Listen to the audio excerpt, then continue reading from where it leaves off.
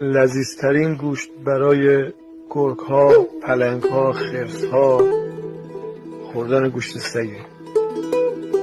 گرگ ها اغلب به راحتی اغلب نژاد سگ ها رو میکشن، اینو روستایی ها میدونن، اما گرگ ها از درگیری با سگ ها در 2 ماه ابا دارن، در بهار و در تابستان، چون کوچکترین زخمی اگر بخورن در درگیری با سگ ها عفونت میکنه، کرم میفته و نهایتا گرگ ها میمیرن و لذا شکار سگ ها رو میذارن برای فصلش، یعنی پاییز و زمستان.